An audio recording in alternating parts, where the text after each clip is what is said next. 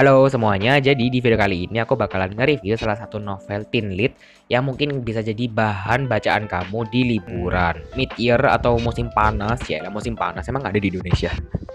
Lupain aja. Nah, di sini judulnya itu adalah Girl Nearly 16 Absolute Torture, atau judul terjemahannya itu menjadi Liburan Tanpa Dia, yang ditulis oleh Shu Lin. Aku nggak tahu ya cara baca penulisnya itu bener atau enggak, but correct me if I'm wrong. Dan tanpa berlama-lama lagi, langsung aja kita mulai yuk ke reviewnya. Nah, novel ini tuh ceritanya tentang remaja perempuan yang namanya Jess. Dan Jess ini tuh pada liburan musim panas rencananya mau ya berduaan seharian gitu dengan pacarnya, dan pacarnya ini namanya Fred ya.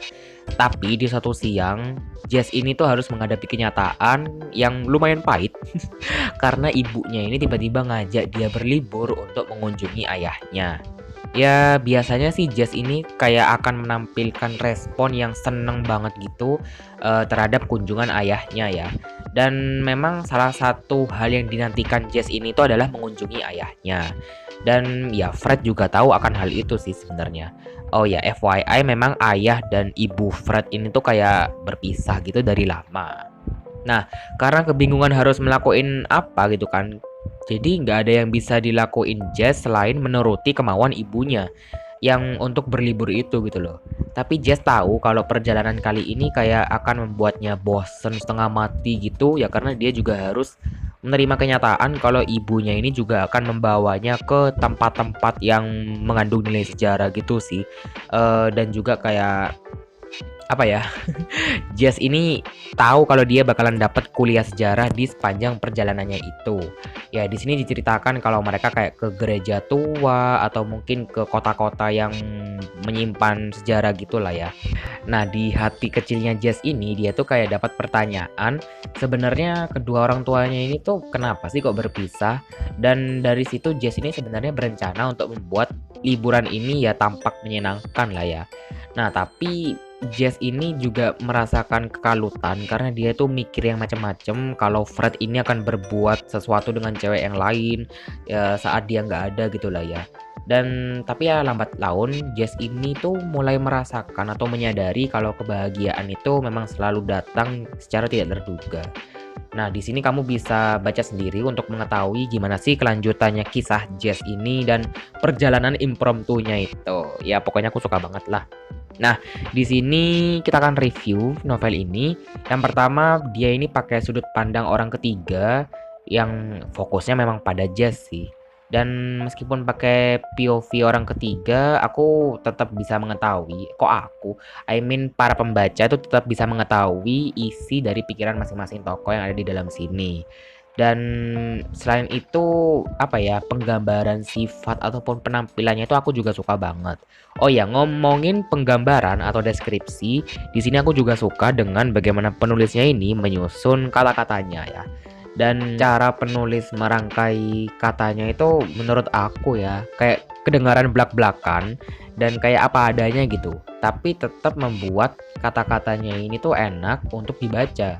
Terus kemudian menurutku juga hal itu terjadi karena faktor terjemahannya ini juga enak banget, kayak luwes banget gitu. Dan aku setuju dengan bagaimana penerbit Gramedia ini tuh menaruh buku ini sebagai atau berada di kategori teen lead. Terlihat dari covernya ya kan, ada tulisan teen lead gitu. Dan ya karena emang kayak khas untuk remaja gitu ya kalau menurut aku. Terus mungkin dilema-dilema yang dihadapi di usia segitu kayaknya cukup relevan ya untuk yang merasa. Jadi ya menurut aku juga suka dengan gaya bercerita penulis di sini. Dan alurnya sendiri juga disusun menggunakan gaya alur yang maju mundur. Dan kalau untuk alur mundurnya mungkin di sini itu terdapat di buku pertamanya, yang memang ini adalah buku kedua ya secara teknis. Tapi ya meskipun aku bilang ini adalah buku kedua, aku tetap merasa enjoy membaca ceritanya. Bahkan dari bagian awal tuh kita udah dihadapkan konflik yang lumayan membuat Jess ini ya pusing gitu kan. Nah, terus nanti selanjutnya aku suka dengan pergerakan alurnya ini yang cepat sebenarnya ya. Jadi bikin aku jadi makin kesedot sama ceritanya. Nah, nanti ceritanya ini tuh bermula Ya ketika Jess dapat info itu sih, terus kemudian dia tuh jadi panik banget gitu. Akhirnya dia ini suatu saat mempunyai kesempatan untuk kabur. Ya niatnya dia ini mau ngabarin Fred kalau, wah kita liburannya nggak jadi gitu kan. Tapi ternyata dia itu justru berakhir di rumah sahabatnya, yang ternyata juga punya masalah yang lebih mengenaskan daripada dirinya sendiri. Sampai-sampai Jess ini tuh ngerasa kayak campur aduk banget gitu lah ya. Di satu sisi dia tuh ngerasa kayak break atau hancur, tapi di sisi lain dia tuh justru harus menenangkan orang lain. Itu kayak bikin apa ya? Ya mungkin dilema-dilema seperti itu memang khasnya remaja banget ya. Kalau bisa aku bilang sih kayak gitu. Dan begitu seterusnya sampai akhirnya singkat kata Jess ini berhasil menjalin komunikasi lagi sama pacarnya. Terus ngabarin pacarnya lewat segala macam, bahkan dia tuh udah rela-relain kayak beli surat apa sih, beli pos gitu terus dikirim ke kantor pos. Ya pokoknya dia rela banget lah. Pokoknya dengan segala cara Jess ini berusaha untuk tetap ngabarin pacarnya itu ketika dia ini sedang singgah di tempat-tempat yang dikunjunginya.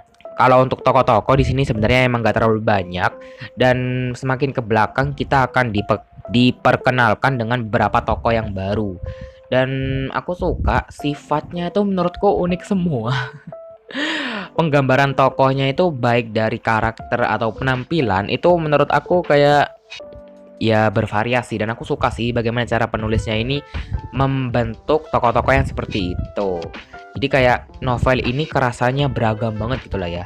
Nah kalau untuk tokoh Jess sendiri aku sukanya itu karena dia lumayan caring ya orangnya. Meskipun dia ini merasa acak kadul, tapi dia ini masih punya hati yang baik untuk menolong orang lain, atau apa ya, intinya dia itu memprioritaskan orang lain dulu gitu lah ya.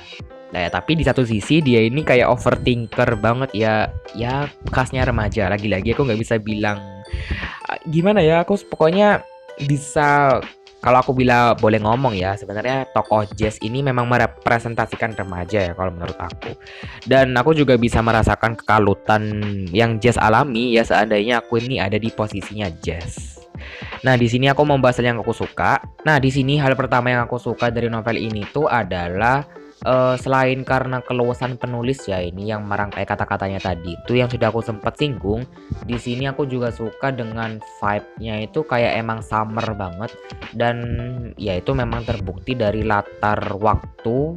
Ini kan memang akan liburan gitu kan, dan kayaknya buku ini cocok banget kalau kamu baca di liburan pertengahan tahun ini. Kan bulan Juli Juni ini kemarin kan ada liburan gitu kan, dan kayaknya cocok aja kalau buku ini dijadikan summer reads ya, karena emang vibe summernya itu kerasa banget lah ya. Dan juga di sini mengenai tempat-tempat yang menjadi destinasi liburan keluarganya Jess ini menurut aku juga lumayan bagus ya, karena di sini digambarkan kalau apa ya, mereka ini akan berhenti di beberapa tempat sebelum akhirnya tiba ke rumah ayahnya itu kan. Kan rumah ayahnya itu jadi destinasi utama. Nah, sebelum sampai ke rumah ayahnya itu ya apa ya, keluarganya Jess ini tuh akan berhenti di beberapa spot. Dan kita ini justru jadi kayak ikutan tripnya mereka gitu loh. Jadi ya lumayan lah ya, kita bisa jalan-jalan gratis. Nah, di sini sementara untuk hal yang aku kurang suka, ini agak personal sih. Sebenarnya di sini tuh terlalu repetitif menggunakan kata banget. Menurutku sebenarnya menggambarkan sesuatu dengan kata banget itu oke-oke aja ya. Misalnya kayak lucu banget, bagus banget, berisik banget gitu kan. Tapi ya nggak semua kata itu akan cocok dikasih kata banget ya kalau menurut aku. Terlebih di sini tuh nggak 1-2 kali, melainkan lumayan cukup sering banget kata banget itu diulang-ulang gitu kan. Jadi makanya aku agak terganggu juga di beberapa poin. Tapi ya mungkin di bahasa Inggrisnya penulis juga menggunakan kata very, tapi aku nggak yakin sih. Karena aku pernah lihat kalau instead of using very ada kata apa gitu lah ya. Jadi ya kayak gitu. Jadi ini menurut aku aja ya. Soalnya menurut aku kalau kebanyakan kata banget tuh agak cringe gitu rasanya. Jadi ya makanya karena hal tersebut aku cuma bisa kasih 3,8 dari 5 bintang untuk novel yang ini. Tapi aku nggak akan apa ya, nggak bisa bohong kalau novel ini itu memang ringan banget dan cocok buat bacaan di liburan semester. Nah, itu tadi adalah review novel Liburan Tanpa Dia yang ditulis oleh Xiu Lim yang surprisingly videonya juga panjang.